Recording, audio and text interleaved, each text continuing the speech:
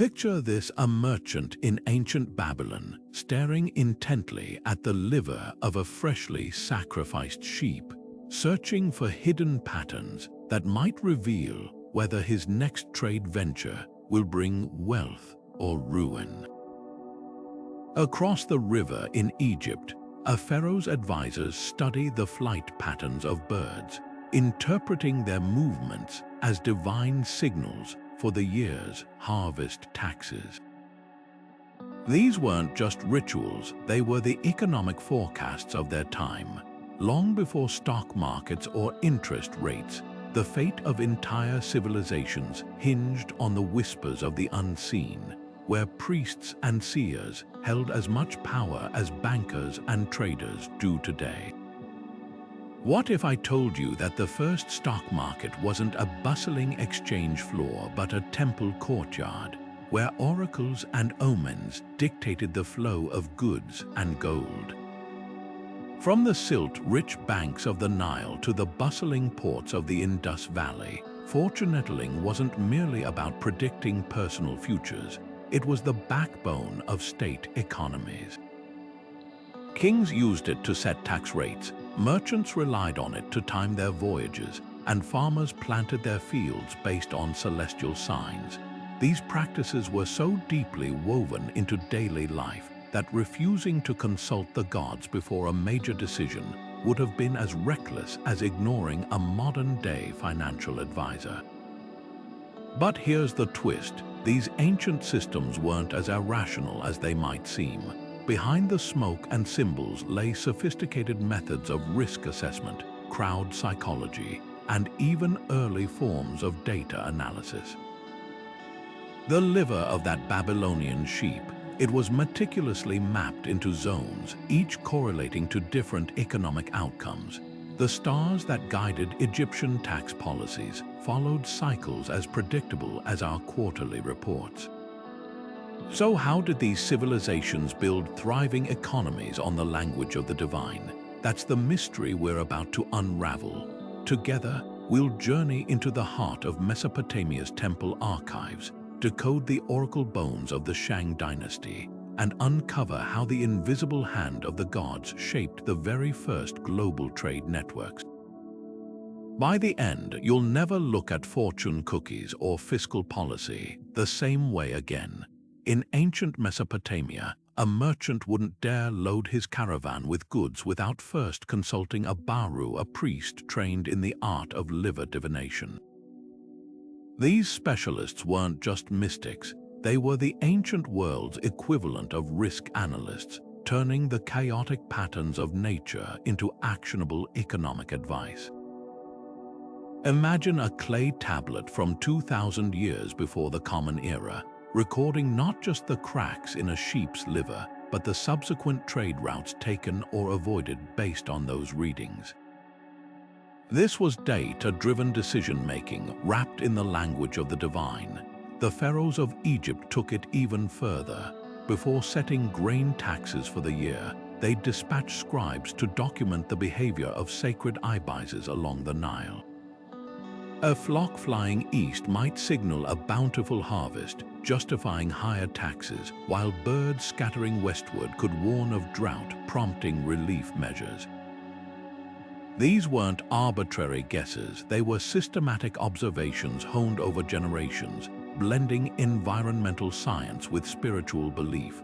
The gods spoke through nature, and the state's entire fiscal policy danced to that rhythm. But perhaps the most striking example comes from the Shang Dynasty in China, where oracle bones, tortoise shells scorched until they cracked, became the bedrock of economic planning. A king might ask, should we plant millet this season? And the pattern of fractures would dictate whether thousands of farmers sowed or waited. What's fascinating is how these rituals created stability. In a world without weather satellites or commodity markets, divination offered a shared language of certainty. When every merchant in Babylon avoided the same trade route after an unfavorable omen, supply chains adjusted seamlessly, preventing gluts or shortages. This wasn't blind faith, it was crowd psychology at work. Just like modern investors tracking Federal Reserve announcements, ancient traders moved in herds based on priestly pronouncements. A single temple's decree could shift the price of copper or textiles across 3 civilizations. And that's the real genius of these systems. They turned uncertainty into collective action, binding economies together under a common narrative. The next time you check a stock app for market trends, remember, we're not so far removed from those Babylonian merchants searching for order in the chaos. In the bustling city-states of Mesopotamia, where the Tigris and Euphrates rivers fueled the world's first great economies, divination wasn't just a spiritual practice, it was bureaucracy in action. Picture the Baru priests of Babylon, their hands stained with the ink of meticulous record-keeping, cross-referencing the fissures in a sheep's liver with last year's crop yields or the safety of trade routes to distant Anatolia. These weren't vague prophecies, they were early attempts to systemize uncertainty, turning the erratic whispers of the gods into something resembling a spreadsheet. Take the famous Code of Hammurabi, etched into stone around 1750 before the Common Era. Buried within its laws about property and trade is a startling detail. Disputes over broken contracts could be settled not just by witnesses or documents, but by divination. If 2 merchants argued over undelivered goods, a priest might inspect a sacrificed bird's entrails to determine whether the delay was an act of fraud or divine displeasure. Imagine modern courts relying on tea leaves to adjudicate stock fraud, yet for the Mesopotamians, this was as logical as checking a ledger. What's even more remarkable is how these practices scaled. Temples doubled as economic forecasting centers, where priests tracked celestial omens alongside grain prices. A single eclipse could trigger a cascade of trade embargoes, as merchants interpreted it as a sign of impending turmoil. Clay tablets from the city of Mari reveal how kings would delay military campaigns, and their associated taxes until the omens aligned favorably. This wasn't superstition slowing progress. It was a deliberate risk assessment strategy, like a modern CEO pausing investments during market volatility. But the real innovation lay in the data.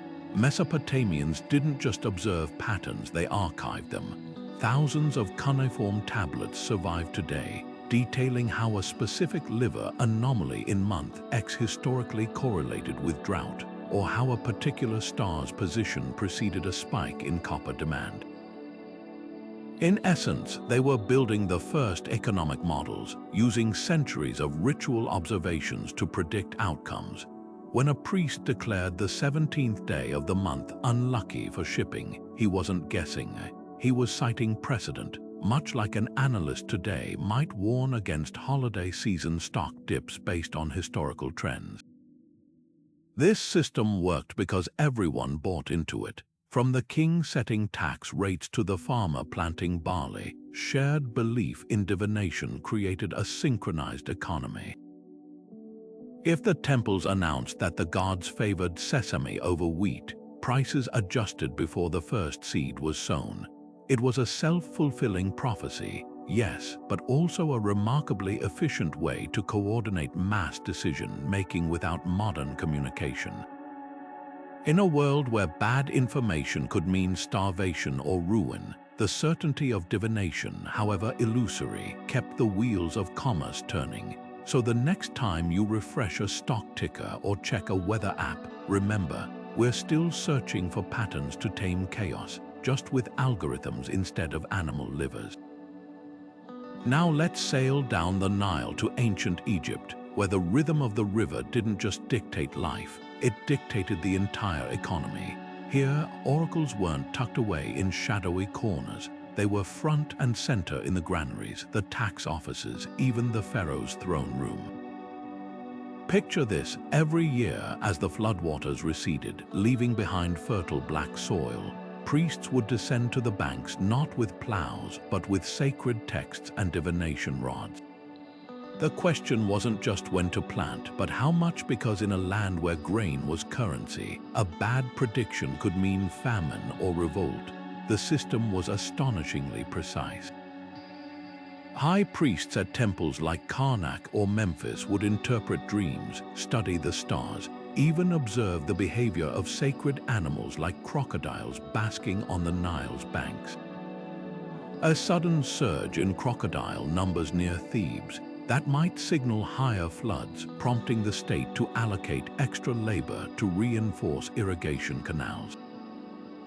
A rare alignment of the star Sirius with the horizon, that became the signal to open the granaries early, flooding the market with stored grain to stabilize prices before shortages could bite.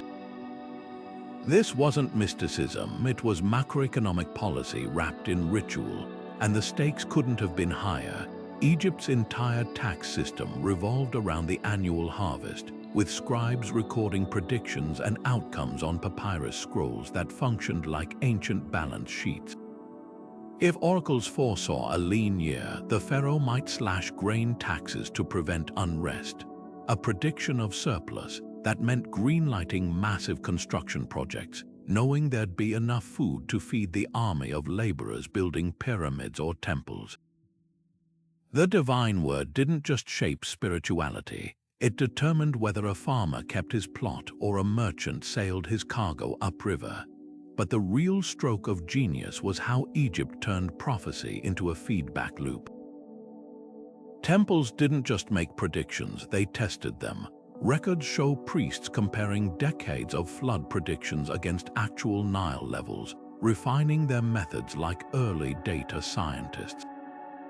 A priest who consistently misread the omens might find himself reassigned to polishing statues, while those with a knack for accuracy rose to advise viziers.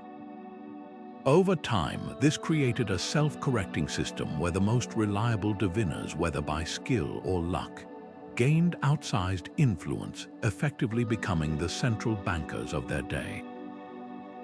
What's truly remarkable is how little separation there was between sacred and secular. The same temple that housed the god Ammon's statue also stored grain reserves, collected taxes, and even issued loans with interest rates tied to oracle predictions. A trader borrowing barley to fund a caravan might pay back 20% if the harvest omens were favorable, but only 10% if the priests foresaw hardship. Imagine modern banks adjusting mortgage rates based on weather forecasts, yet for the Egyptians, this blurred line between faith and finance wasn't contradictory. It was the only way to keep a civilization fed, employed, and stable under the scorching sun of uncertainty. So the next time you hear about central banks adjusting interest rates based on economic indicators, remember, the pharaoh's priests were doing the same thing 3,000 years ago, just with sacred eyebises instead of inflation reports. The tools have changed, but the game remains startlingly familiar, taming chaos by whatever language the times demand. While the Mesopotamians studied livers and Egyptians tracked eyebises, the merchants of the Indus Valley civilization looked upward, not in prayer, but in precise calculation.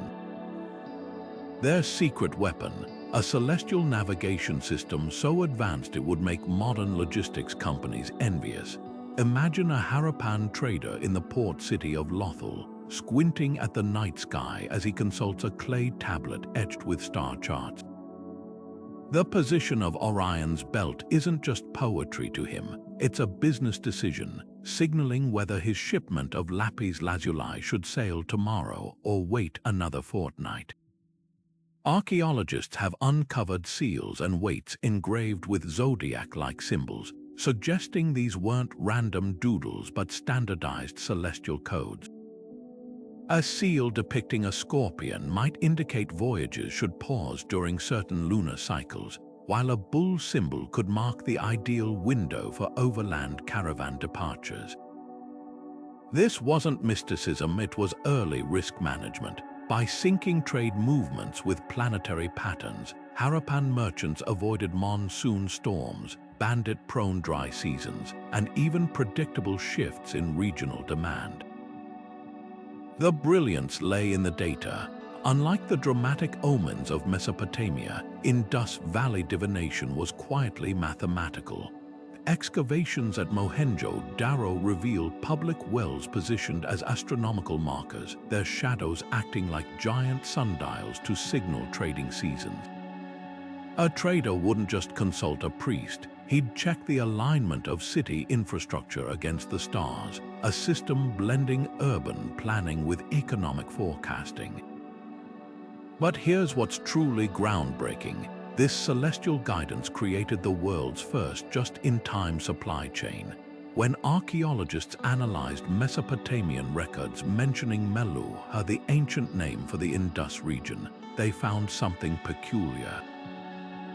Harapan shipments of carnelian beads and cotton always arrived precisely when Babylonian demand peaked, often coinciding with religious festivals. How? Because Indus merchants weren't just tracking stars, they'd memorized the economic calendars of distant civilizations, using astronomy as their universal scheduling language. The system was so reliable that Indus weights and measures became the gold standard across the ancient world.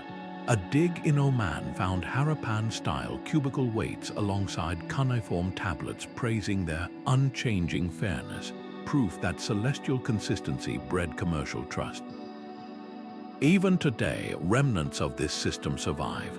The Kharosthi numerals used in the region millennia later still carried astrological meanings, hinting at how deeply starlight was woven into commerce.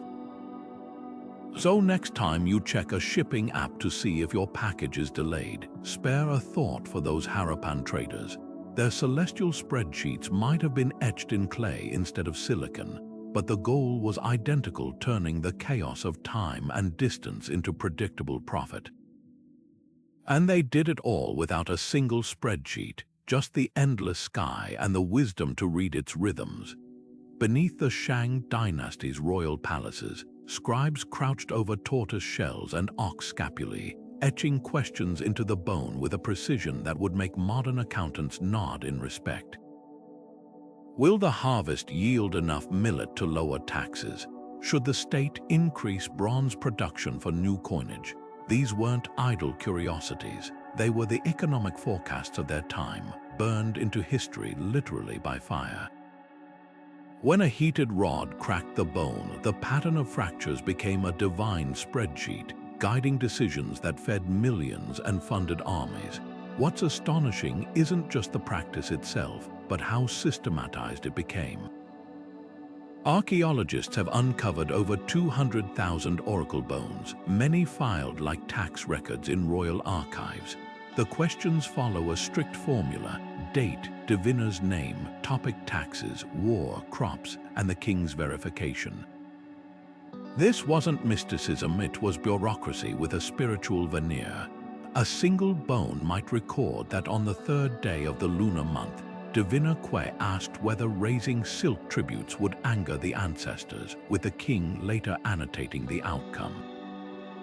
Imagine the Federal Reserve releasing meeting minutes, but written in smoke scars on a turtle shell. The real power lay in how these rituals translated to tangible policy. When Bones predicted drought, the Shang ruler would slash grain taxes before the first wilted stalk appeared, preventing peasant revolts. A favorable crack before battle meant emptying treasuries to fund soldiers, while ominous fractures could delay campaigns for years. Even land allocations hinged on divination. One bone fragment questions whether opening new fields near the Yellow River would please the river god, revealing how environmental risk assessment blended with the supernatural. But here's where it gets brilliant. The Shang didn't just take the bones' word for it. They tracked results. Collections at Enyang show bones with follow-up inscriptions like "rain came as predicted" or "harvest failed despite auspicious cracks." This created a self-correcting system where accuracy mattered. Diviners whose predictions aligned with reality gained influence, while those who consistently erred, whether through poor interpretation or bad luck, were quietly replaced. Over time, the most reliable readers essentially became the dynasty's central planners, their cracked bones functioning like economic indicators. Perhaps the most revealing bones are those about the bones themselves. Some inscriptions ask whether previous divinations were trustworthy or if new rituals should replace them. This meta-analysis suggests the Shang understood their system's fallibility, continually refining it like modern economists adjusting models. When a bone from the reign of King Wu Ding questions whether increasing oracle sessions would improve fiscal outcomes, you realize this wasn't blind faith. It was an early experiment in data density.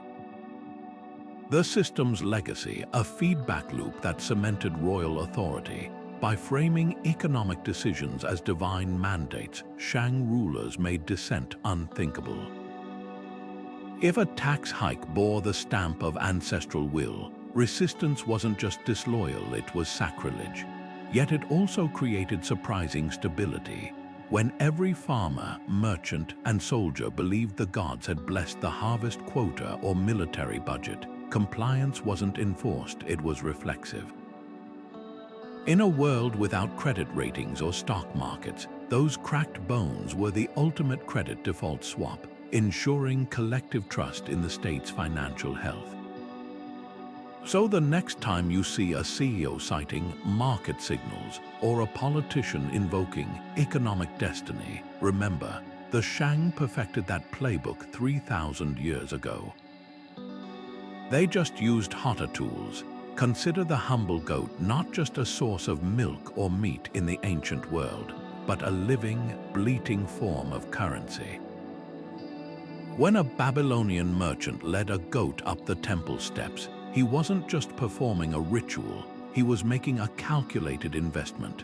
The animal's value, measured in silver shekels or grain, represented a significant slice of his capital. And here's the twist: the costlier the sacrifice, the more weight its omen carried. A farmer might offer a chicken to divine whether to plant lentils, but a trade magnate consulting on a Persian Gulf voyage would splurge on a bull, its hefty price tag reflecting the stakes of the decision. This created a fascinating economic ecosystem. Temples became bustling livestock markets, with priests doubling as appraisers who'd inspect an animal's age, health, and even coat color before declaring it worthy for the gods. Records from York reveal price lists for sacrificial animals, with premiums paid for unblemished specimens. A spotless white lamb could cost 3 times its market value, creating a niche for breeders who specialized in temple-grade stock. Meanwhile, butchers outside the sanctuary gates did a brisk trade in reselling the meat from sacrifices, turning divine rituals into a supply chain that fed cities. But the real economic genius lay in how these sacrifices functioned as risk mitigation. Imagine a shipowner debating whether to send his vessels across the Mediterranean. The cost of sacrificing a prime ox might equal 10% of the voyage's potential profits, a steep fee, but one that paled compared to the ruin of a shipwreck. By framing this as a divine transaction, the system psychologically anchored merchants to accept losses upfront rather than gamble blindly. It was the ancient equivalent of insurance premiums, with the gods as underwriters. The impact rippled through entire agricultural sectors. In Mesopotamia, the demand for sacrificial sheep was so relentless that shepherds near Nippur bred flocks specifically for lunar ceremonies, creating what might be history's first vertically integrated religious commodity. Egyptian tax records show deductions for farmers who supplied temples with oracle geese, effectively making piety a tax write-off. Even the Hittites, notorious for their pragmatic warfare, maintained sacred herds whose value was pegged to silver, allowing kings to liquidate them in wartime like a celestial emergency fund. What's most striking is how these practices blurred the line between sacred and profane. A single bull sacrificed in a shore might have its hide sold to a tanner, its meat distributed to the poor, its bones carved into oracle tokens, and its fat rendered into temple lamps, every part monetized. When archaeologists analyzed ash pits at Canaanite shrines, they found layers of burned bones sorted by animal type and age, suggesting meticulous accounting. This wasn't just worship, it was a sacred economy where every bleat and moo carried both spiritual and market value. So the next time you swipe a credit card or transfer funds, remember, 3,000 years ago, someone was standing in a sun-baked courtyard, haggling over the price of a goat that might just hold the answer to their financial future. The currencies have changed, but the dance between risk, faith, and commerce remains eerily familiar. Picture a Hittite king seated across from a Babylonian envoy, not in a grand hall, but in a dusty temple courtyard littered with the remnants of yesterday's sacrifices. The air reeks of burnt fat and incense as priests circle a trembling lamb, their knives poised not to slaughter but to read. This wasn't just ceremony, it was high-stakes economic arbitration. Every trade clause, every tariff concession in their proposed agreement hinged on the way that lamb's liver would glisten under the Mesopotamian sun. One cloudy lobe, one unusual vein, and a deal years in the making could unravel before the ink even touched clay. The Hittites took this deadly seriously. Tablets from Hattusa reveal how entire trade routes hung in the balance of avian omens. A flock of cranes crossing left to right might approve a copper shipment, while vultures circling counterclockwise could freeze relations for months. When King Mercilli Roman II negotiated with Egypt over access to the lucrative cedar ports of Byblos, historians found his scribes had recorded not just the terms, but the exact flight patterns of hawks observed during talks. The Egyptians, ever pragmatic, played along, timing their concessions to coincide with favorable ibis migrations. It was economic theater, yes, but theater with real-world consequences. Babylon elevated this to an art form. Surviving contracts from the reign of Nebuchadnezzar Roman II show clauses like, "This agreement stands only if the exta of the sacrificial ram shows no reversed markings." Merchants carried portable altars to negotiations, ready to perform emergency divinations when disputes arose. One tablet from Sippar recounts how a deal for 500 tons of bitumen, essential for waterproofing ships, collapsed because a priest spotted a blemish on a dove's wing during ratification. The ripple effect was immediate: construction delays in inflated prices in Susa, and a frantic search for new suppliers that took half a year to resolve. What's fascinating is how these rituals inadvertently created economic safeguards. When Assyrian envoys demanded exorbitant tin prices from Anatolian miners, the miners' priests conveniently discovered ominous cracks in every sacrificial bone until the Assyrians softened their terms. The system had built-in leverage. No ruler wanted to risk the humiliation of their omens publicly failing, so negotiations often reached surprising compromises under divine cover. Even warfare bowed to this logic. Hittite texts describe halting invasions not because of enemy strength, but because the right sacrificial goat failed to appear at the crucial moment. But the real stroke of genius was how these practices stabilized volatile markets. By requiring omen confirmations for major deals, civilizations imposed cooling-off periods that prevented rash decisions. A merchant furious over spoiled grain shipments couldn't immediately sever ties. He had to wait for temple divinations, during which cooler heads often prevailed. The gods became the ultimate mediators, their decisions allowing face-saving retreats from bad deals without sparking trade wars. In an era without contracts, courts, or arbitration panels, that celestial stamp of approval kept commerce flowing across language barriers and rival empires. So the next time you read about modern trade summits derailed by unexpected events, a leader's illness, a sudden storm, remember, we're still playing by ancient rules. Only now, instead of scrutinizing dove livers, we call them unforeseen circumstances and blame the weather. The theater has changed, but the script remains suspiciously familiar. In the shadow of ziggurats and temple complexes, ancient tax collectors carried scales not just to weigh grain, but to measure the will of the gods. When a Mesopotamian official announced this year's barley tax would be 1/5 of the harvest instead of 1/3, farmers didn't grumble about bureaucracy. They nodded solemnly because that number didn't come from a scribe's calculations. It had been whispered by the entrails of a sacrificial goat the week before. This was taxation by divinity, where fiscal policy wore the mask of celestial decree. The system was shockingly precise. Clay tablets from Lhasa detail how priests would perform liver divinations at the start of each planting season, examining fissures that corresponded to specific tax brackets. A long, straight crack along the prosperity lobe might trigger a 30% levy, while a fragmented pattern in the mercy quadrant could have it. Kings understood something modern leaders still grapple with: people accept hardship more readily when it's framed as fate rather than policy.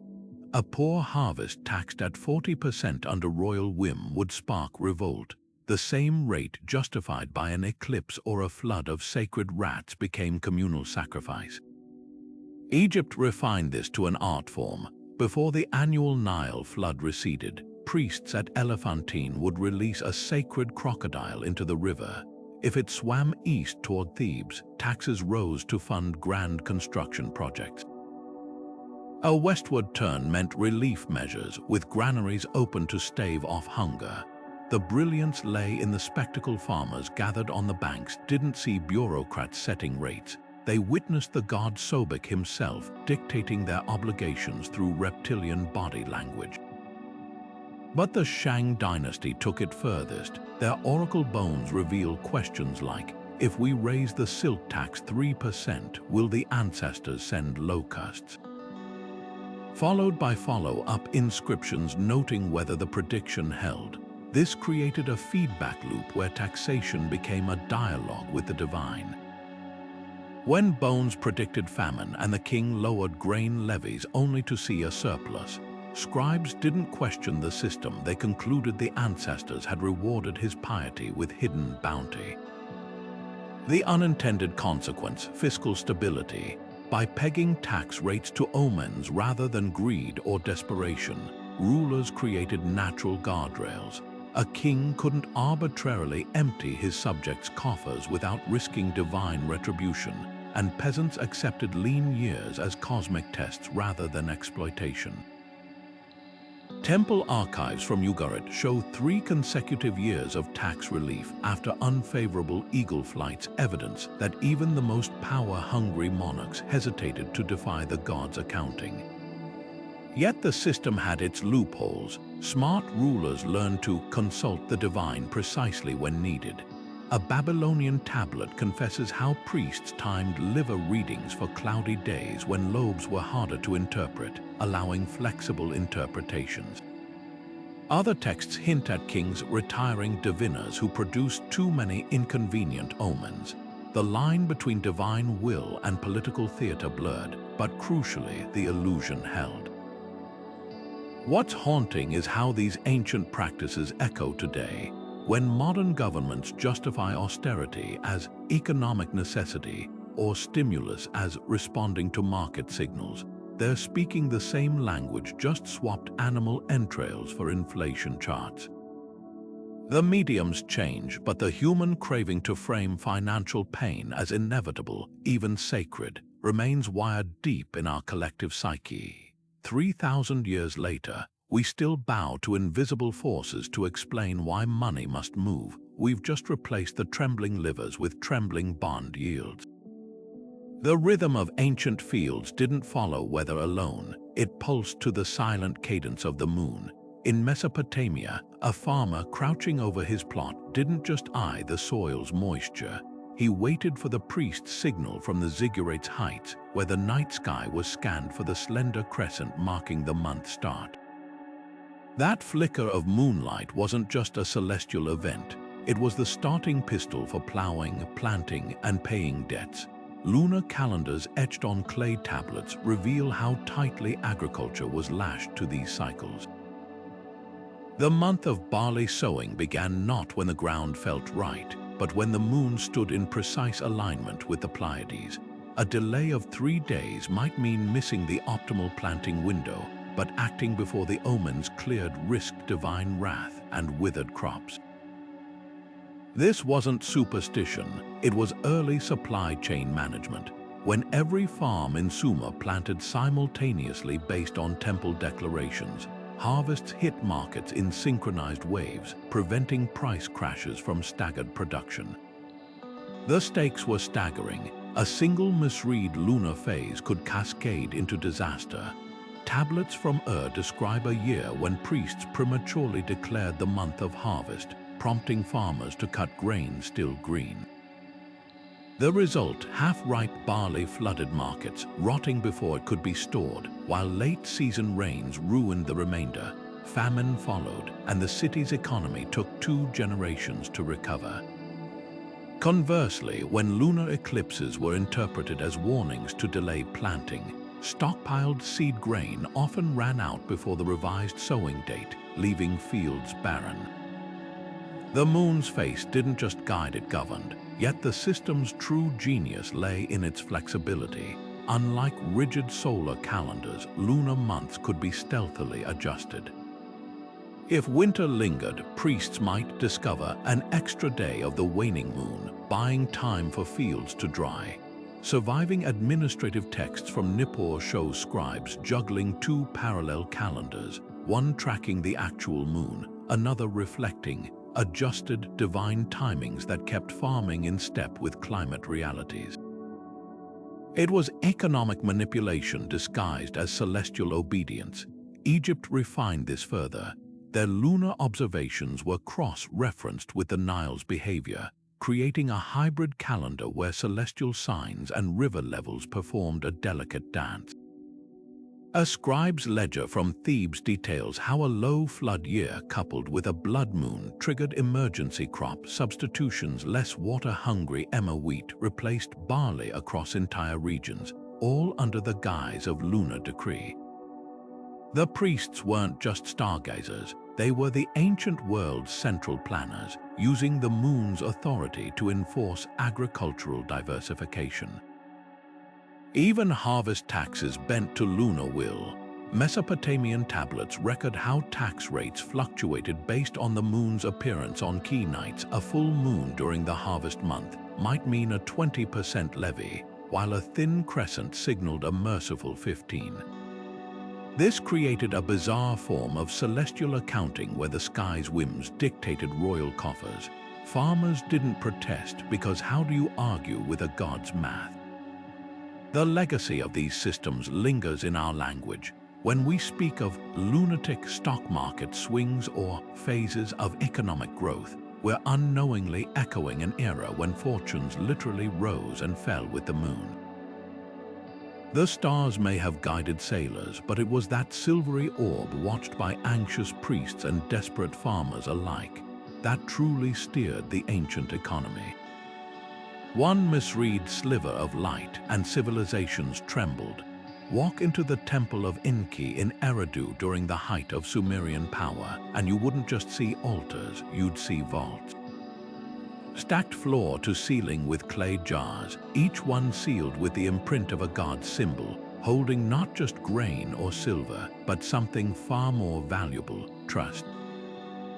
These sacred storehouses weren't merely spiritual centers. They were the Wall Street of their day, where the divine and the decimal met in a dance of risk and reward. The system worked with startling sophistication. When a merchant needed capital to fund a caravan to Dilmun, he didn't approach a moneylender, he petitioned the temple's chief priest. The priest would then perform extispicy, examining the liver of a sacrificed animal for signs of divine approval. A favorable reading meant the temple would advance barley or silver from its reserves, often at interest rates meticulously pegged to celestial events. A lunar eclipse might trigger a 5% rate, while the appearance of Venus could drop it to 3%. Defaulters didn't face debt collectors, they faced the wrath of the gods themselves, with curses inscribed on tablets placed at the deity's feet. But here's what's truly remarkable. Temples didn't just hoard wealth, they actively invested it. Records from the Temple of Shamash in Sippar show priests funding irrigation projects, textile workshops, even speculative mining expeditions, all based on astrological omens. One tablet details how a celestial alignment in the month of Kislevu prompted the release of 30 silver talents to expand date palm plantations, with repayment due after the next harvest's divination. It was venture capitalism with a celestial twist where the gods sat on the board of directors. The real innovation, though, was in risk pooling. Just like modern banks diversify assets, temples spread divine bets. A single harvest might see grain stores split across 5 regions based on oracles: 20% to the floodplains, 30% to the highlands, and so forth. When drought struck one area, others could compensate, creating an ancient form of portfolio management. Nippur's archives even show priests calculating omen correlations, recognizing that when sheep livers predicted poor yields in the south, raven flights often signaled strong northern harvest. Perhaps no practice better illustrates this fusion of faith and finance than the silver of the sighted moon. In merchants would deposit funds with the temple during the last crescent of the month, withdrawing them only when priests officially sighted the new moon. The interval, sometimes 2 days, sometimes 3, acted as a forced savings period, during which the temple used the pooled silver to fund short-term loans. It was the Bronze Age equivalent of a certificate of deposit, with lunar phases as the maturity date, yet the system's brilliance was also its vulnerability. When the Babylonian Empire crumbled, temples found their divine credit ratings collapsing alongside it. A tablet from Lhasa laments how the gods turned their backs on the ledgers, as loans backed by now irrelevant omens went unpaid. The lesson: even the mightiest economies tremble when their foundational myths crack. What survived, though, was the template, centralized reserves, risk assessment, and the unshakable human instinct to seek higher powers when money's at stake, whether those powers dwell in the stars or the stock market.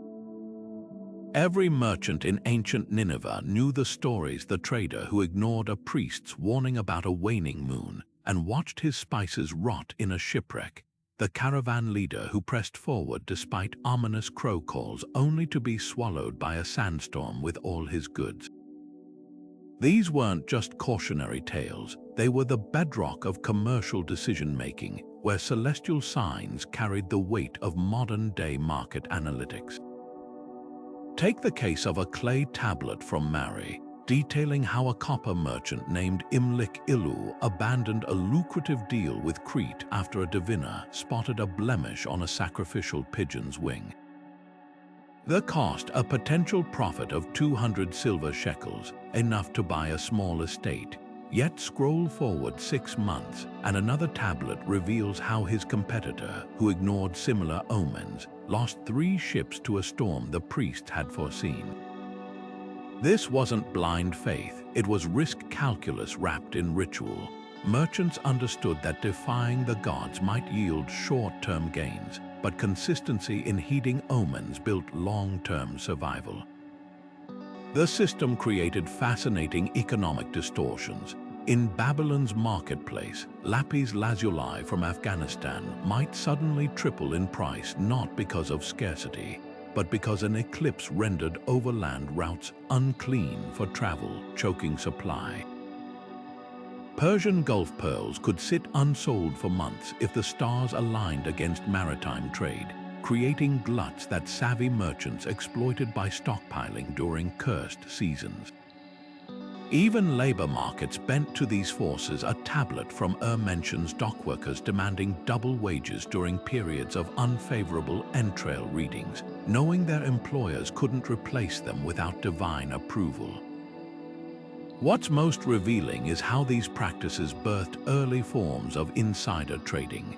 Priests with reputations for accurate omens became power brokers, their temple courtyards thronged with merchants angling for advance clues. A cuneiform letter from an Assyrian trader to his son warns, "Never contract with the Aleppo wool merchants until after the new moon sacrifices the priestess their shares omens with her cousins first."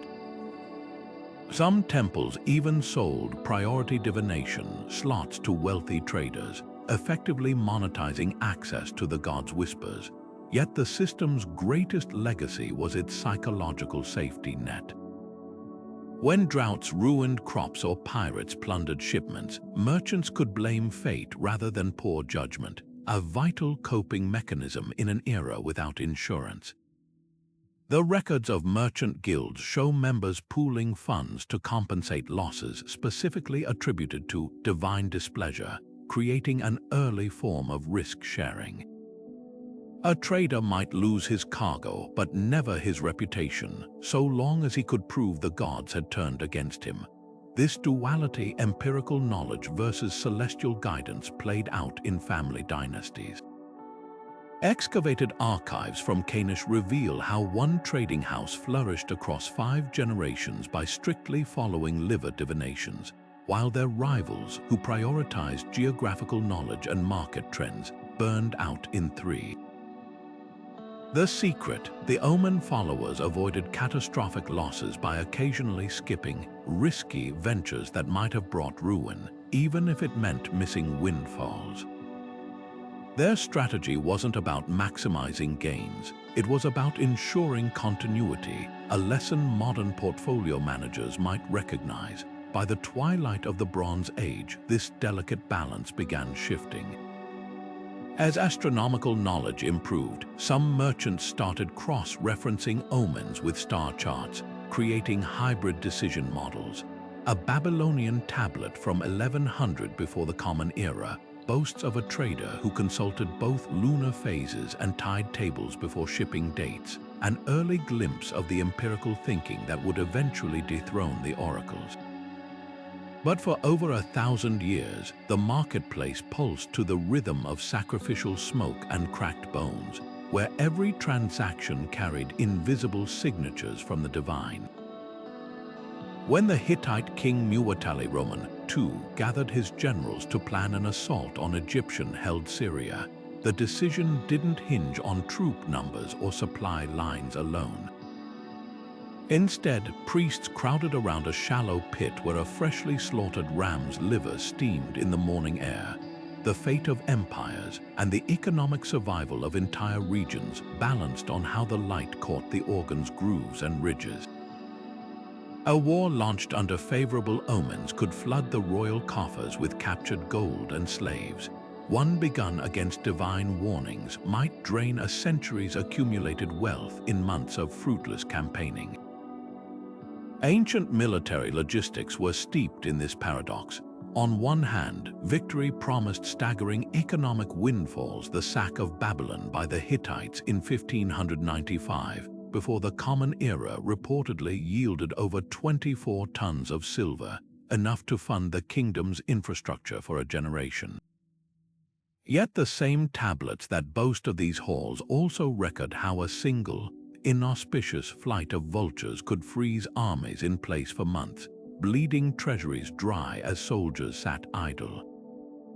A letter from Mary's archives pleads with a general to either attack or retreat because the costs of keeping 6,000 men camped await the god's pleasure are devouring our grain stores like locusts.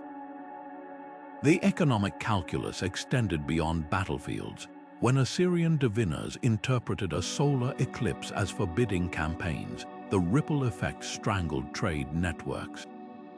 Textiles piled up in Tyrian warehouses with no military buyers, Anatolian copper miners laid off workers, and even distant Mycenaean pottery workshops slowed production as demand from garrison towns evaporated.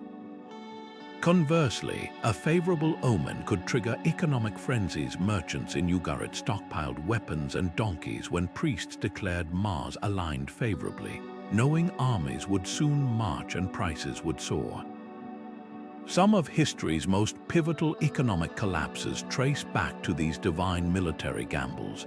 The Elamite kingdom's sudden decline around 1200 before the Common Era correlates eerily with tablets describing how 3 consecutive failed liver divinations delayed their defense against Babylonian invaders.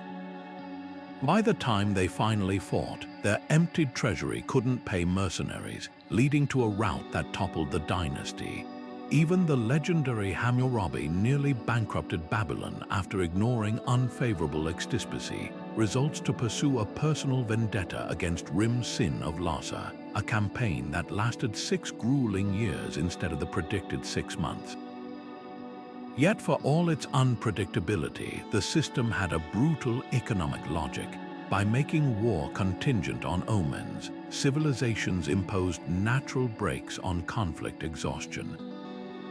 The Hittites' meticulous records show that over 70% of proposed campaigns were abandoned or delayed due to poor divination results, preventing the kind of perpetual warfare that later doomed empires like Rome. And when victories did come, the spoils were meticulously redistributed through temple networks, a divine wealth tax that funded public works and stabilized economies. Perhaps the most telling artifact is a clay map from Kadesh, showing not troop positions but the path of an eagle observed during pre-battle divination.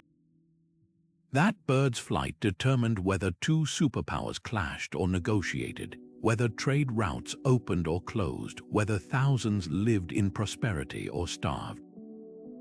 In our age of satellite surveillance and algorithmic war games, it's jarring to realize how much ancient economies hung not on steel or strategy, but on the trembling entrails of a sacrificed goat and the priests who claimed to read the future in their folds. The first coins to jingle in the pockets of ancient traders weren't stamped with kings or landmarks, they bore the faces of gods. In Lydia, where gold and silver coins were born, the roaring lion of Cybele, the mother goddess, gleamed on every surface, her snarling visage a silent warning. This wealth was hers to give or take. Over in Corinth, staters showed Pegasus in flight, a nod to the city's patron Poseidon, while Athenian owls blinked solemnly from silver drachmae, their wide eyes reminding holders that Athena's wisdom governed fortune as much as war. These weren't just decorative choices, they were divine contracts, turning every marketplace exchange into a tiny act of worship. What's striking is how these symbols functioned as built-in economic stabilizers. A merchant hesitant to cheat on weights or prices might think twice when every coin in his palm bore the unblinking gaze of a deity. Temple records from Ephesus reveal how disputes over counterfeit coins often ended not in courts, but at altars, where suspects would swear oaths over the very god depicted on the disputed currency. The psychological effect was profound when your money literally carries the image of a being who controls your harvest, health, and happiness. Honesty suddenly becomes the only viable policy. But the real genius lay in how these coins normalized divine intervention in daily commerce. A Corinthian stater didn't just buy olive oil. It carried Poseidon's blessing for safe sea voyages, making it the preferred currency for ship captains. Athenian owls were hoarded not just for their silver content, but because traders believed their presence in a money pouch ensured wise deals. Even small change got in on the act. A tiny bronze lepta in Syracuse showed Demeter's wheat sheaves, and farmers would deliberately use them for seed purchases, hoping to infuse next year's crop with the goddess's fertility. The system reached its peak with oracle coins. At Dodona, pilgrims exchanged special tokens stamped with Zeus's oak leaves before consulting the sacred grove. These weren't fees, they were amplifiers, believed to make the gods' answers clearer. Similarly, Delphi minted coins showing Apollo's lyre specifically for visitors seeking prophecies, creating a closed loop where divine wisdom and hard currency reinforced each other. Find one of these coins today and you're holding more than metal. You're holding a key to the ancient mind where finance and faith were fused at the molecular level.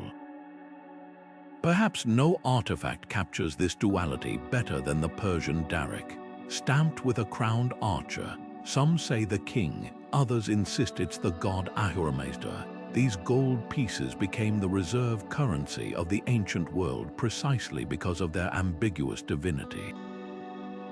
To a Babylonian, the figure might represent Marduk, to a Greek, Apollo. This deliberate vagueness made darics acceptable across cultures, proving that even in matters of ultimate truth, money spoke a universal language. The lesson for modern economies is almost poetic. The more layers of meaning we layer onto currency, the farther it travels. Yet the system wasn't foolproof. When Alexander the Great conquered Persia, he replaced darics with coins bearing his own image, a shift that triggered inflation as markets struggled to accept human faces where gods once reigned. And in Rome, the gradual debasement of silver denarii, originally stamped with Jupiter's eagle, eroded not just metal purity, but public trust in the state's divine mandate. The message was clear: once money loses its sacred aura, it's just metal, and economies built on faith can crumble when that faith fades. So the next time you tap a credit card or hand over a bill, take a closer look. That presidential portrait or national emblem, it's the latest iteration of an ancient pact where currency's true value lies not in paper or pixels, but in the collective belief that something greater than ourselves backs the numbers in our accounts. The gods may have changed names, but the game remains the same. The cracks in divination-based economies began subtly, like fissures in a sun-baked clay tablet. When the Assyrian king Esarhaddon received conflicting liver omens about launching a trade expedition, one priest saw prosperity in the lobes, another detected famine. His court scribes recorded the dilemma with palpable frustration. This wasn't just theological confusion, it was an economic crisis in the making.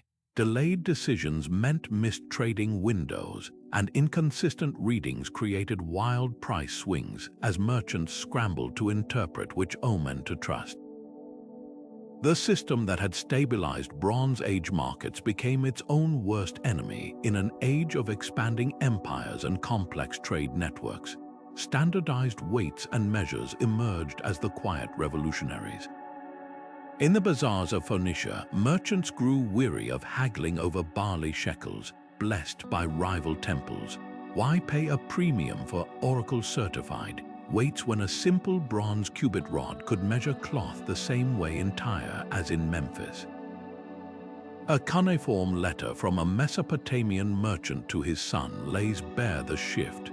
Forget the diviner's feet by the new Egyptian balance scale. Its arms never lie, even when the gods are silent. The rise of these tools didn't just streamline trade, they democratized it, allowing traders outside priestly circles to participate confidently in commerce. Yet the old ways didn't vanish, they mutated.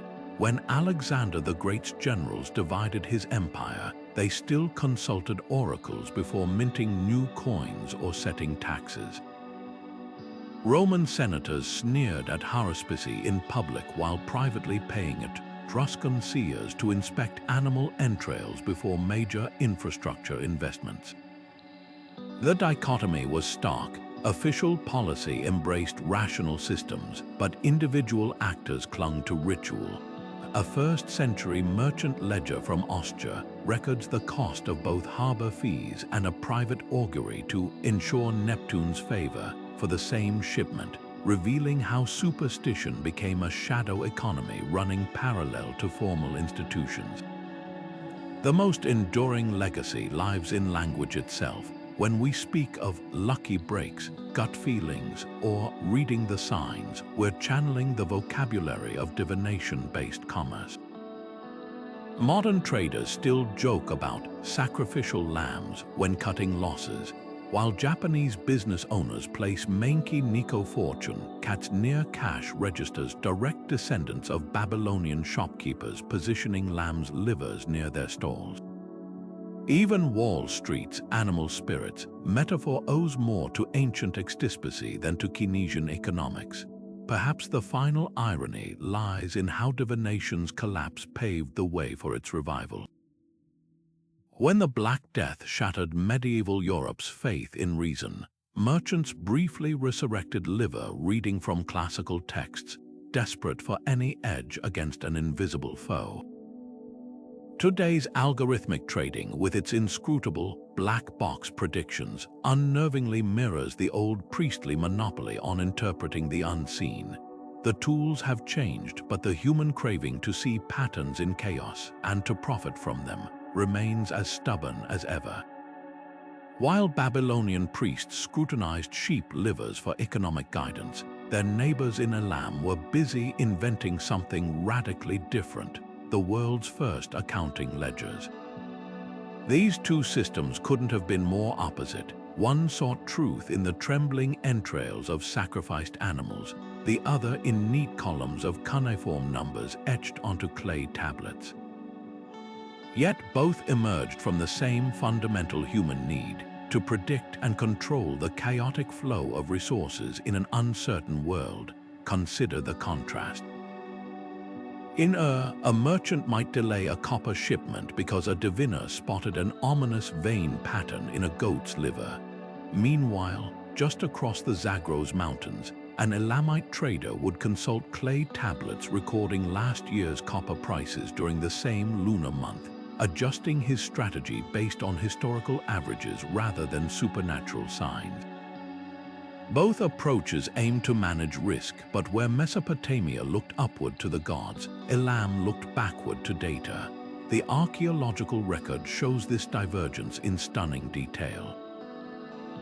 Excavations at Susa uncovered warehouses filled with accounting tokens, tiny clay spheres, cones, and discs representing precise quantities of grain, livestock, or textiles. These weren't mystical symbols but early mathematical tools, some dating back to 4000 before the Common Era. Nearby, scribes had begun arranging these tokens in hollow clay balls called bulli, then impressing the surface with cylinder seals to create tamper-proof records.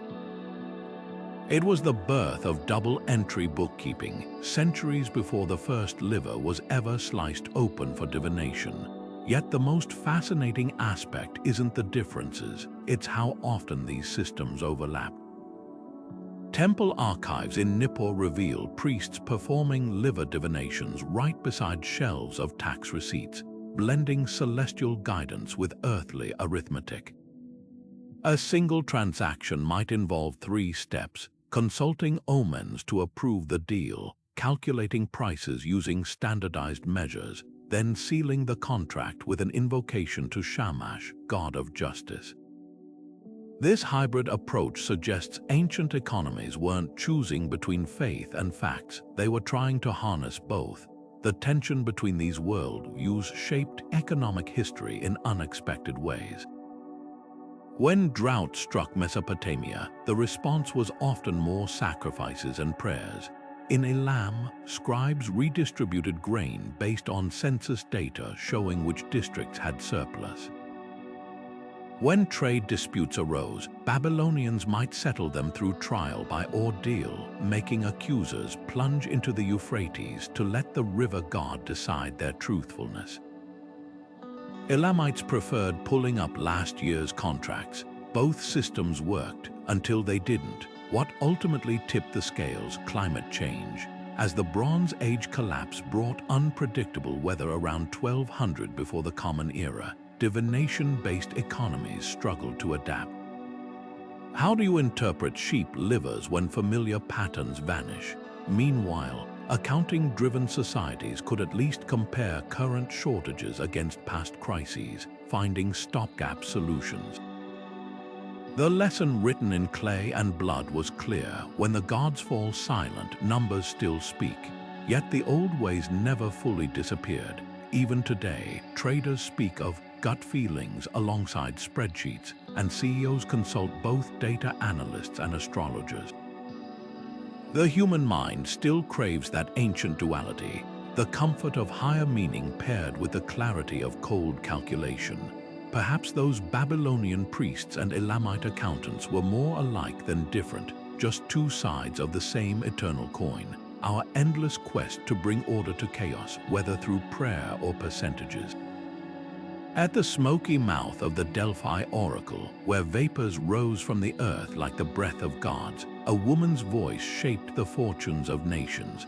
The Pythia wasn't just a spiritual figure, she was ancient Greece's most sought-after economic consultant. Kings and merchants alike would wait for months, bearing lavish gifts, just to hear her cryptic verses on everything from grain tariffs to colonial investments. While history remembers ancient finance as a man's world, the ledgers tell a different story. Temple archives reveal how the Pythia's prophecies redirected Athenian silver mining operations, paused Spartan trade embargoes, and even determined the interest rates on loans between city-states. Her influence wasn't unique. Across the ancient Mediterranean, from the Sibyls of Cumae to the dream interpreters of Thebes, women held unparalleled sway over economic decisions through their divine connections. Take the case of the priestesses of Demeter at Eleusis. These women didn't just oversee harvest rituals, they controlled the grain futures market. When a series of poor omens led them to predict a meager wheat yield, Athenian merchants immediately began stockpiling. Prices surged across the Aegean, triggering early shipments from Egypt and Cyprus. By the time the actual harvest came in average, the priestess's prediction had already reshaped trade flows, proof that divine words could move markets as powerfully as modern central bank announcements. Even more fascinating were the financial innovations born from these female visionaries. The Oracle of Dodona, where priestesses interpreted the rustling of sacred oak leaves, pioneered what we'd now call conditional loans.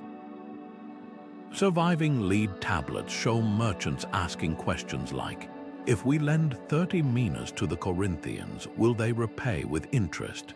The priestesses' responses became binding clauses, creating early forms of risk-assessed lending.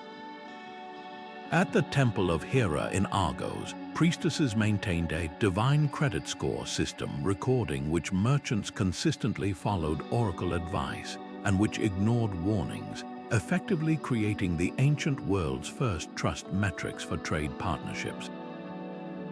The economic power of these women often bypassed traditional gender barriers. When the Pythia advised Croesus of Lydia to test various oracles before his war with Persia, she wasn't just offering spiritual guidance, she was dictating military expenditure. His subsequent audition of seers involved sending envoys with precise amounts of gold to temples across the known world, essentially creating the first recorded sovereign wealth fund disbursement. The priestess's clever suggestion ensured only the most accurate oracles received royal patronage, demonstrating how female intermediaries could shape fiscal policy through divine channels. Yet this influence came with hidden costs. Sibylline books in Rome, maintained by priestesses who interpreted them, were consulted exclusively during crises, meaning these women's economic impact peaked during famines or wars. Their prophecies often prescribed unpopular measures like grain rationing or emergency taxes, making them scapegoats for hardship. A poignant graffito in Pompeii, still visible today, shows a crude drawing of a sibyl beside the words, "She emptied our pockets," a reminder that women's financial influence, however divinely sanctioned, still faced backlash. The most enduring legacy might be in the language of modern finance itself. When traders speak of market intuition or reading the tea leaves, they're unknowingly echoing an era when women's visions moved empires. The next time you hear a CEO mention gut feelings in a board meeting, remember 3,000 years ago, that instinct might have been called a prophecy, delivered by a woman inhaling sacred fumes in a sunlit temple, her words bending the flow of gold across continents. When the Nile refused to rise or the Tigris burst its banks without warning, ancient rulers didn't just see environmental crises, they read divine billboards. A single season of failed floods could unravel an empire's economy, but in the eyes of priests and kings, these disasters carried coded messages from the gods. The response wasn't just emergency measures, it was wholesale economic reinvention. Take the reign of Pharaoh Djoser in 2600 before the Common Era. After 7 years of drought shriveled Egypt's grain stores, his vizier Imhotep didn't just distribute rations. He overhauled the entire tax system, tying levies to river levels rather than fixed quotas. Farmers who'd once faced ruin under rigid demands now paid only what the Nile's annual flood could support, a reform etched into stone as the law of the divine current. These moments of crisis became hinges for economic innovation. When a volcanic eruption in the 1700s before the Common Era blotted out the sun over Mesopotamia, triggering crop failures, Babylonian priests declared it a sign of Marduk's displeasure with wealth inequality. The solution, a radical debt jubilee called the Misharam, where all loans were cancelled, slaves freed, and land returned to original owners. Tablets from Sippar detail how this wasn't just charity, it was hard-nosed economic stimulus. By wiping the financial slate clean, the king prevented mass defaults that could have collapsed the entire credit system. Merchants initially groaned at lost profits, but within 2 years, trade volumes surpassed pre-crisis levels as a wave of newly solvent farmers regained purchasing power. The most fascinating reforms emerged from misinterpreted disasters. Shang Dynasty oracle bones reveal how a series of locust plagues in 1300 before the Common Era were misread as ancestral anger over bronze hoarding. The king's response, mandating that temples melt down ritual vessels to mint emergency coinage, accidentally creating China's first standardized currency. What began as a spiritual act birthed a monetary revolution soon. These coins escaped temple coffers, becoming the preferred medium for everything from silk purchases to soldiers' wages. But the system had its dark symmetries. When disasters struck without obvious sins to blame, rulers sometimes invented them. A Hittite tablet confesses how priests attributed a devastating earthquake to grain merchants' greed, allowing the crown to seize private stores and nationalize trade routes. Similarly, when the Indus Valley city of Mohenjo-Daro suffered mysterious floods, elites claimed the waters were purging unworthy traders, using the crisis to eliminate competitors. The line between divine justice and economic opportunism blurred until even the faithful grew suspicious. What's remarkable is how these ancient disaster responses prefigured modern economics. The Babylonian debt jubilees mirror quantitative easing, where central banks erase toxic assets to reboot markets. Pharaoh's adaptive tax system anticipates today's progressive taxation, where burdens shift with economic conditions. Even the Shang's accidental coinage reform echoes how crises often accelerate financial innovation, just as World War II spurred the Bretton Woods system. The tools have changed, but the playbook remains eerily familiar. When catastrophe strikes, we still reinterpret the rules, whether we blame gods or algorithms. Perhaps the ultimate lesson lies in the ruins themselves. Archaeologists note that civilizations surviving the Bronze Age collapse weren't those with the most elaborate rituals, but those flexible enough to bend economic orthodoxy when the gods or nature sent a wake-up call. The same principle holds today. When the waters rise or the markets crash, the real test isn't piety or panic, but whether a society can read the moment not as punishment, but as a chance to rewrite the rules. Caravans lumbering along the Silk Road didn't just stop to rest camels or barter for supplies. They paused at temples carved into cliff faces and tucked between dunes, where priests scrutinized the flight of hawks or the cracks in scorched tortoise shells. These weren't mere spiritual pit stops. They were the ancient world's version of checking a weather app and traffic report before a long haul. A merchant from Samarkand might delay his journey for weeks because a diviner in Dunhuang spotted crows flying in a counterclockwise spiral, interpreting it as a warning of bandit activity in the Taklamakan desert. Another might push forward under the cover of night after a Kashgar priest declared the alignment of Venus ideal for swift, unseen travel. The system worked with uncanny precision. Temple archives along the route reveal how certain omens became coded advisories. A red sky at dawn, reading in a cotton temple, didn't just signify divine displeasure. It correlated with seasonal sandstorms that could bury entire caravans. Similarly, when priests in Merv observed ants carrying their eggs uphill, it triggered delays until the next moon cycle, a practice modern meteorologists now recognize as an early warning for flash floods in the region's dry riverbeds. These weren't random superstitions. They were time-tested risk assessments disguised as rituals. What's striking is how these pauses shaped the Silk Road's economic rhythm. A single unfavorable omen at a major hub like Bukhara could create a backlog of caravans, causing silk prices to surge in Antioch as inventories dwindled. Savvy traders exploited these divination delays, stockpiling goods at choke points and selling at markup when the gates finally opened. Persian ledgers even show merchants bribing temple acolytes to rediscover auspicious signs faster, proving that where there's divine will, there's always someone willing to game the system. The real genius lay in the network effect. Unlike isolated trade routes, the Silk Road's interconnected nodes allowed omens to ripple across continents. When a diviner in Chang'an predicted a harsh winter, word traveled faster than the caravans themselves, prompting Turpan vineyards to dry extra raisins and Kashmiri wool merchants to raise prices.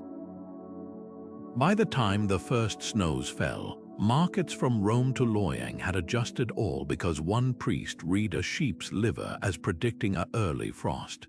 The system functioned like a decentralized forecasting model, with each temple acting as a node in an ancient information superhighway. Yet the most enduring legacy might be how these practices built trust across cultures. A Sogdian trader might not speak a word of Cottonese, but he understood the universal language of a diviner's raised hand halting travel. Shared belief in celestial signs created a makeshift legal framework. Disputes over lost or stolen goods were often settled by local priests interpreting owl sightings or dice throws, their verdicts accepted as binding even by foreigners. In an era without extradition treaties or trade courts, the god's authority kept commerce flowing smoothly across thousands of miles and dozens of languages. So the next time you see a trucker checking a rest stop with a radar or a pilot awaiting clearance from air traffic control, remember, the Silk Road's diviners were running the same playbook 2,000 years ago. They just used bird flights and burnt bones instead of satellites and algorithms. The tools have changed, but the goal remains identical: navigating uncertainty, one cautious pause at a time. A bright streak across the night sky could send ancient markets into chaos long before the first stock ticker ever existed.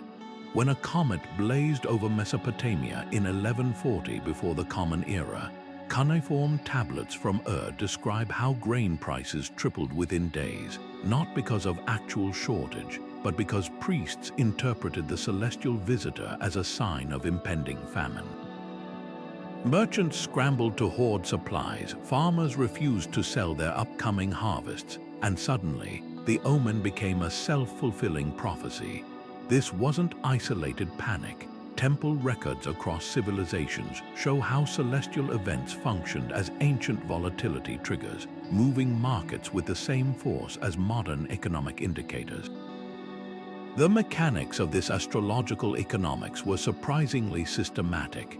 Babylonian astronomers, priests who tracked Venus's movements with mathematical precision, published clay tablet almanacs predicting how planetary alignments might affect commodity flows. A Mars-Jupiter conjunction might signal rising copper demand for weapons, while Saturn's position could warn against maritime trade. These weren't vague horoscopes, they were early attempts at seasonal forecasting, blending astronomy with marketplace psychology. A trader consulting these almanacs wasn't just checking the stars, he was analyzing what his competitors would do based on those readings, creating a feedback loop where celestial predictions shaped real economic behavior. Egypt took this further by institutionalizing astrological pricing. The famous Cairo calendar, a papyrus scroll from 1200 before the Common Era, assigned specific market implications to each day based on stellar configurations. Day of Thoth unfavorable for grain sales, or Isis ascendant double linen value, became standard business practice. Archaeologists have found merchant correspondence citing these calendar notes as justification for price hikes, proving how deeply astrological beliefs were embedded in commercial logic. The system's influence stretched beyond superstition when multiple traders acted on the same celestial advice. Market reactions became predictable, almost rational. But the real economic power lay in how these beliefs created natural circuit breakers. Unlike modern markets that can crash within minutes, ancient astrological systems imposed built-in delays. If an eclipse forecasted trouble for olive oil shipments, merchants couldn't react instantly. They had to wait for priestly interpretations, then for the actual celestial event. This cooling-off period often prevented rash decisions, as initial panic subsided before money moved. A set of Phoenician shipping logs shows how 12 potentially disastrous voyages were avoided because captains waited for lunar phases to align, only to discover the original, dangerous omens had passed by then. The legacy of this astro-economics lingers in surprising places. Modern commodity traders still refer to harvest moons when timing grain sales, and Wall Street's sell in May and go away adage traces back to medieval astrologers' warnings about summer planetary retrogrades. Even today's algorithmic trading systems account for lunar cycles in certain Asian markets, where traditional beliefs still influence investor behavior.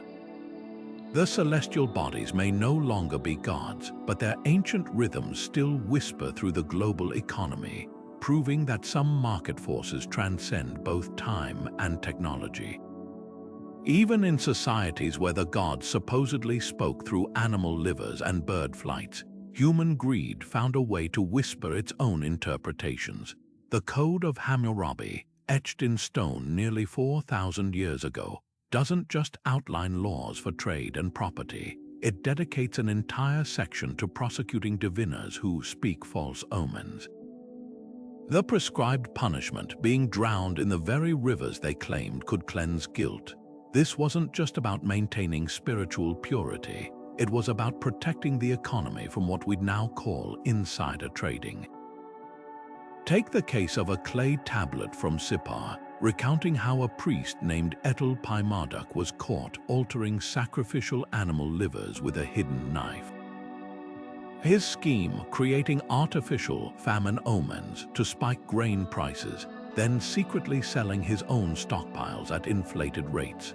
The trial records reveal how he'd trained certain lobes to crack predictably when nicked, turning divine will into a rigged game. He wasn't alone. Assyrian texts describe omen mills near Nineveh, where unscrupulous priests mass-produced favorable readings for wealthy merchants, complete with forged temple seals. The methods were as creative as they were corrupt, In Egypt, the famous dream book used by oracles at the Temple of Ammon contained a curious anomaly. Certain pages showed heavier wear than others. Archaeologists realized these were the high-profit interpretations, like dreams of flooded fields predicting bountiful harvests that speculators could exploit. Meanwhile, Shang Dynasty oracle bones occasionally bear tiny drill marks near cracks, evidence of assisted divination, where priests subtly guided fractures toward outcomes desired by their highest bidders. Legal responses reveal how seriously ancient states took this threat. Hittite law prescribed the severing of hands for diviners caught taking bribes, while a Roman III dynasty statute required all sacrificial animals to be examined by independent priests before and after readings. The most elaborate system emerged in Babylon, where the Kuduru boundary stones of temples listed the exact fees for divination services, a transparency measure to prevent extortion. One stone even warns, "He who demands 1 shekel beyond the rate, may the god Sin blind his eyes and scatter his flock." Yet the most damaging frauds weren't crude cons but systemic manipulations. When the Roman Senate discovered the Sibylline books, their most sacred economic prophecies had been secretly edited to favor Greek grain importers. It triggered a financial panic that collapsed bread prices for months. Similarly, Chinese court records from the Han Dynasty detail how corrupt astronomers deliberately mispredicted eclipses to create artificial shortages of ceremonial bronze, knowing the state would melt down ritual vessels to mint emergency coinage. What's chilling is how modern these ancient scams feel. Replace liver omens with algorithmic forecasts and temple fees with consulting retainers, and you've got the same playbook: human nature dressed in different mystical garb. The Babylonians understood something we're still grappling with. When prophecy becomes profitable, someone will always be willing to fake the divine handwriting. Their solution, transparency, accountability, and the occasional public drowning, might seem extreme, but it underscores a timeless truth. Whether you're reading cracks in bone or fluctuations on a screen, trust is the real currency that makes any economy function. Imagine standing at the crossroads of a major trade decision in ancient Babylon. Risk your fortune on a caravan to distant Anatolia, or play it safe and sell locally. The weight of uncertainty could paralyze even the most seasoned merchant. This is where divination didn't just predict the future, it dissolved the agony of choice. A priest's pronouncement, whether favorable or unfavorable, acted like a psychological release valve, transforming gut-wrenching uncertainty into decisive action. The real magic wasn't in the accuracy of the omens, but in their ability to quiet the chaos of the human mind. Modern behavioral economists call this ambiguity aversion, our deep discomfort with unpredictable outcomes. Ancient societies hacked this instinct brilliantly. When a Hittite trader received a liver omen approving a risky voyage, his anxiety didn't vanish because the prediction was foolproof. It vanished because the entire marketplace now shared the same narrative. Competitors, suppliers, and customers all adjusted their behavior based on that single reading, creating a self-fulfilling stability. Like placebo pills that trigger real physiological changes, these rituals generated tangible economic effects by aligning collective expectations. The temple courtyards where these divinations took place functioned as ancient behavioral labs. Consider the Lot Oracle system at Dodona, where questions were written on lead strips and tossed into a sacred spring. The order in which they floated to the surface determined their answers, a process that seems random to us but felt divinely guided to participants. What's fascinating is how this apparent randomness actually reduced market volatility. Merchants who might have otherwise overreacted to rumors or seasonal fluctuations instead waited for the oracle's turn to speak, preventing knee-jerk sell-offs or panicked hoarding. This psychological scaffolding extended to everyday transactions. A Babylonian farmer debating whether to plant barley or sesame didn't just weigh soil conditions, he consulted the Baru priest. The choice itself mattered less than the act of outsourcing the decision to a higher authority. Archaeologists have found cuneiform tablets where merchants recorded identical profit margins after favorable and unfavorable omens, proving the outcomes were often similar. The difference: those who followed the rituals reported less stress and greater satisfaction, even in failure. They'd fulfilled their social contract with the gods, and that alone brought peace. The placebo effect reached its zenith in times of crisis. During the Bronze Age collapse, when droughts and invasions shattered empires, cities that maintained rigorous divination practices recovered faster, not because the gods intervened, but because shared rituals preserved social cohesion. A tablet from Ugarit describes how priests interpreted a solar eclipse as a call to redistribute grain reserves, which prevented riots. The eclipse didn't cause the generosity. It provided the cultural permission slip for leaders to act. Today's markets still run on these ancient psychological rails. When central bankers hint at future interest rate changes or CEOs drop carefully worded guidance, they're invoking the same certainty-generating magic. The Federal Reserve's dot plot projections aren't so different from Babylonian lunar omens. Both are fuzzy glimpses into the future that nonetheless shape real economic behavior. The key insight: humans will always prefer a flawed map to no map at all, even if that map is drawn in sacrificial smoke and stars. What ancient diviners understood, and modern economists now confirm, is that confidence moves markets more predictably than gold or grain. Whether that confidence comes from cracked bones or quarterly reports matters less than the collective willingness to believe. The real economic power of those temple rites wasn't in their connection to the divine, but in their ability to make a chaotic world feel beautifully, reassuringly knowable, if only until the next sacrifice. The caravan routes that carried spices, silks, and precious metals between ancient empires also transported something far more intangible: the language of the divine. When a Hittite merchant watched a Babylonian priest slice open a sheep's liver in the bustling markets of Aleppo, he wasn't just observing a foreign ritual, he was absorbing an economic dialect.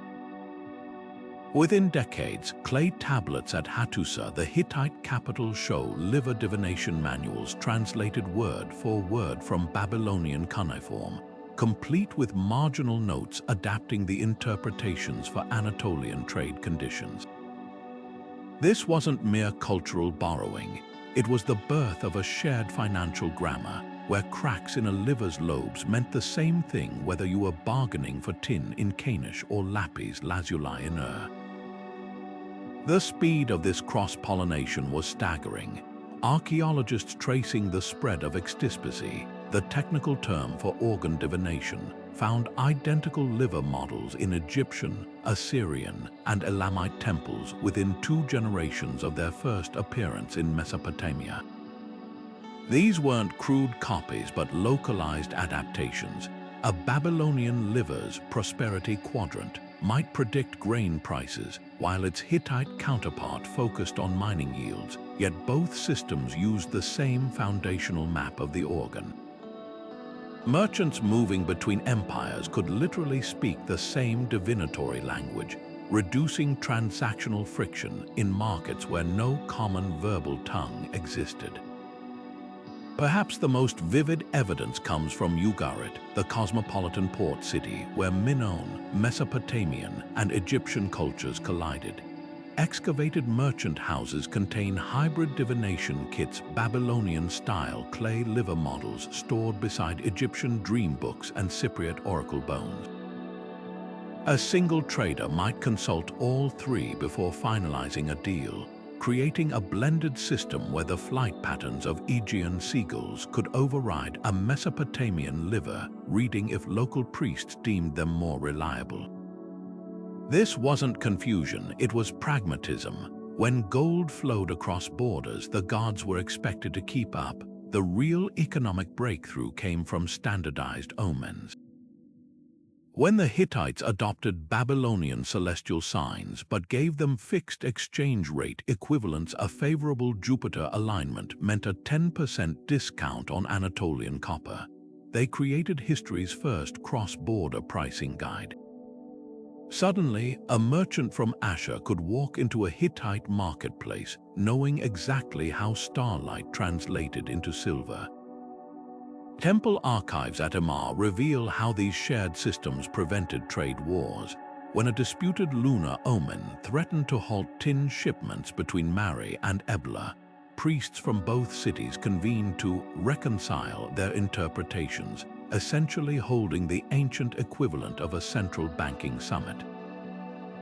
Yet this cultural exchange had its limits. Some methods resisted translation.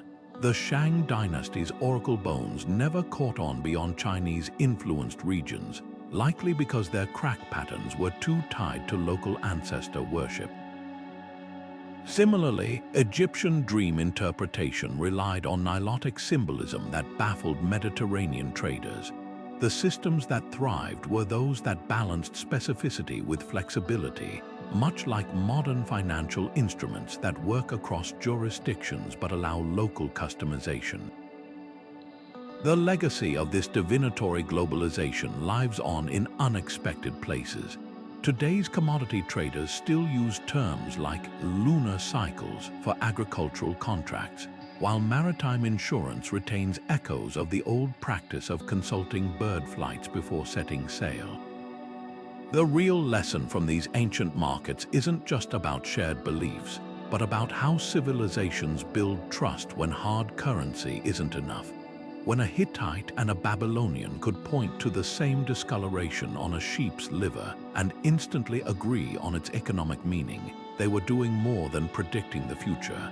They were inventing the very idea of a global marketplace. The glowing screens of Wall Street trading floors might seem light years away from the smoke-filled temples of Babylon, but peel back the surface and the parallels are startling. Just as ancient priests scrutinized the veins of sacrificed animals for glimpses of economic fate, today's quant's train machine learning algorithms on petabytes of market data, searching for that same elusive edge. The tools have evolved from sheep livers to server farms, yet the fundamental human impulse remains unchanged: to tame uncertainty by finding order in apparent chaos. Consider how high-frequency trading algorithms operate. These digital oracles analyze price movements at speeds incomprehensible to humans, executing trades in milliseconds based on patterns invisible to the naked eye. Much like Babylonian diviners who believed certain liver lobe configurations predicted copper price fluctuations, modern algorithms believe in their own arcane correlations, whether it's the relationship between weather patterns and orange juice futures or the way Twitter sentiment might sway tech stocks.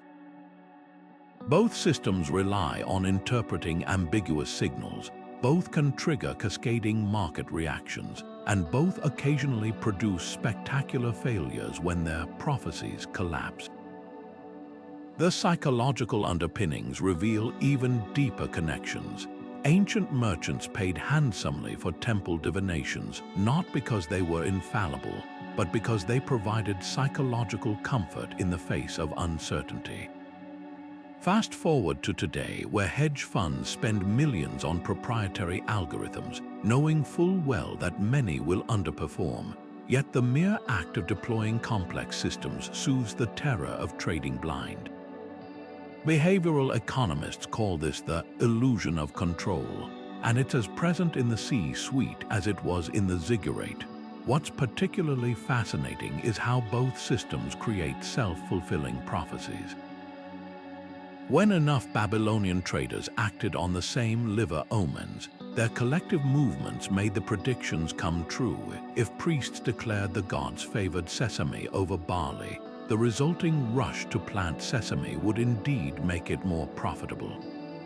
Modern markets work the same way, the now infamous January effect, where stocks historically rise in the first month of the year, began as an observed pattern but became exaggerated once enough investors started front-running it. Whether it's priests or algorithms, when enough actors believe in a pattern, their belief makes it real, yet the comparison holds cautionary lessons too. Ancient divination systems eventually collapsed under their own contradictions: too many competing temples, too many ambiguous signs, too many frauds peddling favorable readings. Our algorithmic age faces similar risks.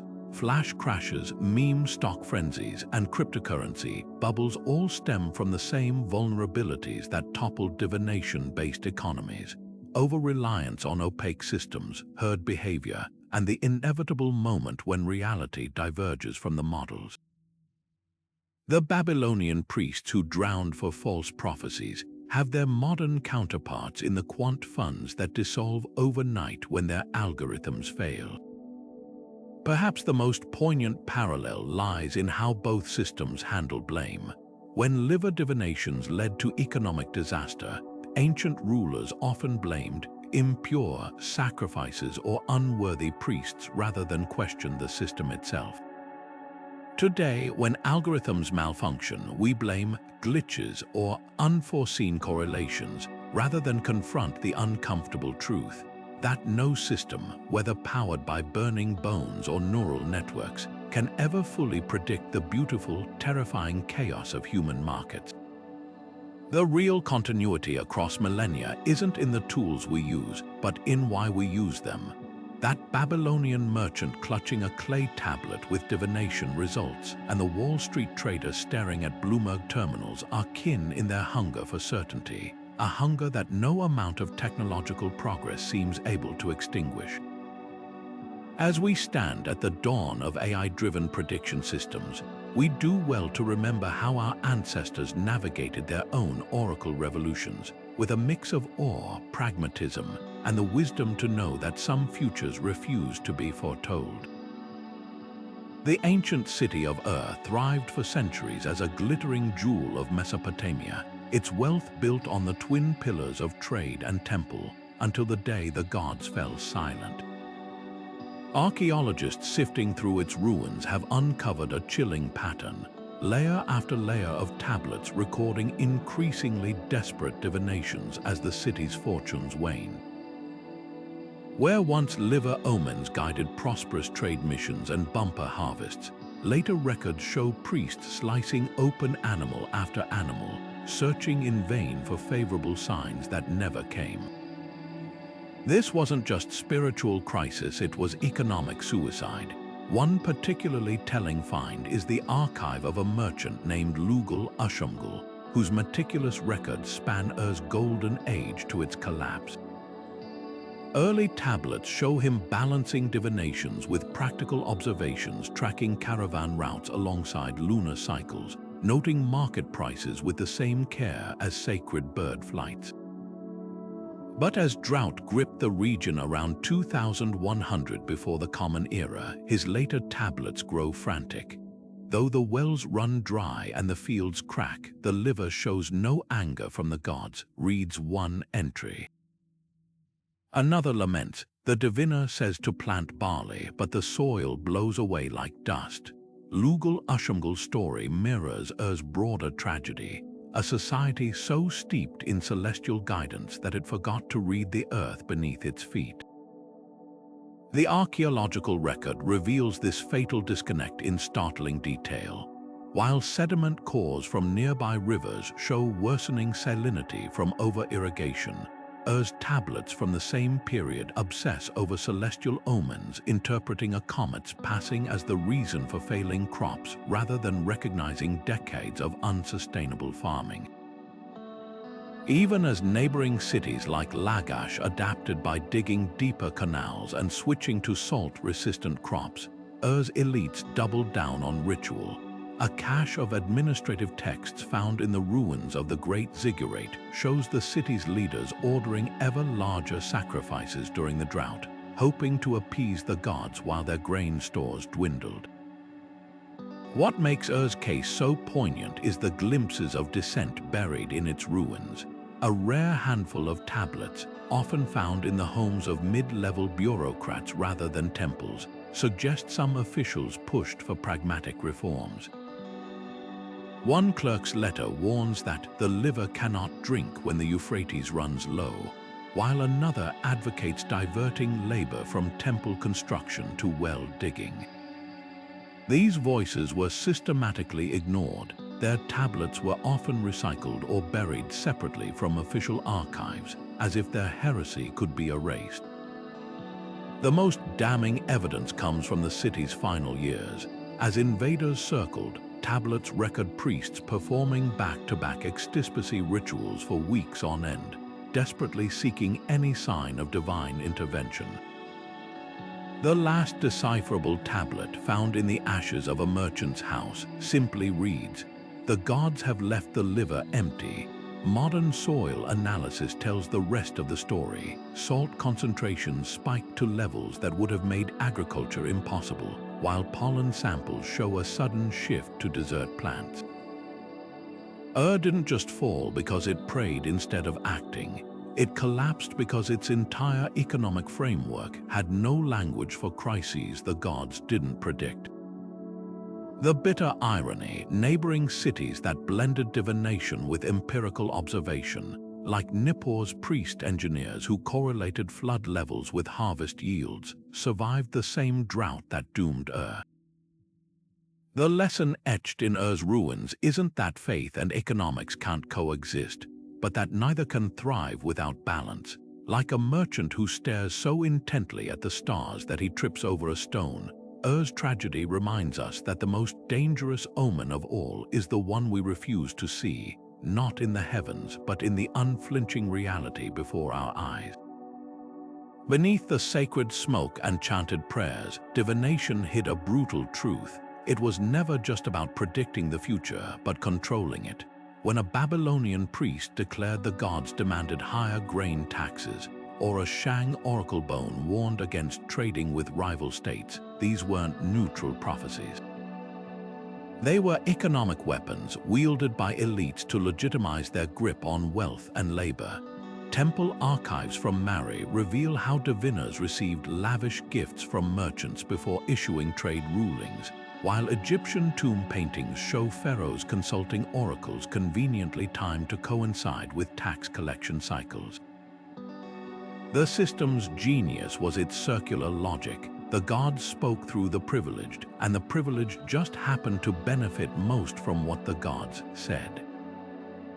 This ancient power play mirrors modern financial systems in unsettling ways. Consider how credit rating agencies, with their quasi-mystical letter grades, can make or break economies, much like Babylonian priests whose pronouncements dictated market flows. Both claim impartial authority, yet both are vulnerable to manipulation by those who fund them. A cuneiform tablet from Uruk details how a wealthy landowner bribed priests to declare a drought omen, allowing him to buy starving farmers' land at a fraction of its value. Fast forward to the 2008 financial crisis, when banks paid rating agencies to slap AAA ratings on toxic mortgage bundles, then used those ratings to justify reckless investments. The mechanism is eerily similar. Cloak self-interest in the language of objective truth and watch the masses comply. The most vulnerable always bore the brunt of these divinatory economics. Hittite law codes prescribed harsh penalties for peasants who ignored harvest omens, while granting nobles leeway to reinterpret unfavorable signs. Shang Dynasty farmers faced execution for planting crops on days the bones forbade, even as aristocrats secured exemptions by donating bronze vessels to temples. This wasn't just inequality, it was divinely sanctioned extraction where the poor faced literal damnation for resisting. modern parallels abound, from payday lenders justifying predatory interest rates as market forces to corporations framing layoffs as necessary adjustments dictated by algorithmic efficiencies. In every era, those in power find ways to dress exploitation as inevitability, yet resistance flickered in the margins. A recently deciphered tablet from Nippur recounts how a group of tradesmen secretly kept duplicate ledgers, one following temple divinations for official transactions, another tracking empirical market data for their private use. When priests declared the upcoming year unfavorable for wool exports, these rebels quietly shipped their goods anyway, capitalizing on shortages caused by competitors' obedience. Similarly, Egyptian tax records from Deir el-Medina show workers deliberately misreporting dream interpretations to avoid corvée labor, proving even the most entrenched systems had cracks. Today's equivalent might be retail investors bypassing traditional brokers to trade directly, or communities creating alternative currencies outside banking systems. The playbook remains unchanged. When authority monopolizes truth, innovation thrives in the shadows. What's ultimately chilling is how these ancient systems prefigured modern behavioral economics. Shang rulers understood that people accept hardship more readily when framed as cosmic destiny rather than human choice, a principle alive in today's "there is no alternative" political rhetoric. The Assyrians mastered nudging markets by leaking selective omens to favored merchants, mirroring how central banks now signal policy shifts to insiders. Even the placebo effect of divination finds its counterpart in modern consumer confidence indices, where perception often outweighs fundamentals. The real lesson isn't that ancient people were gullible, but that we've yet to escape the oldest trick in the book, convincing society that the rules aren't human-made, but handed down from some higher, unchallengeable source. Perhaps the most revealing artifact sits in the Louvre, a Babylonian liver model with two sets of inscriptions. The outer surface bears standard omen interpretations for public display, while tiny cuneiform scratches inside confess. The king's share grows when the shepherd's liver reads storm clouds. 3,000 years later, that quiet admission still whispers a warning. When economics wears the mask of prophecy, someone is always paying for the costume. From the cracked bones of Shang Dynasty oracles to the star charts of Mesopotamian priests, ancient Fortunetelling wasn't just mystical theater. It was a sophisticated framework for managing uncertainty in a world without insurance policies or financial forecasts.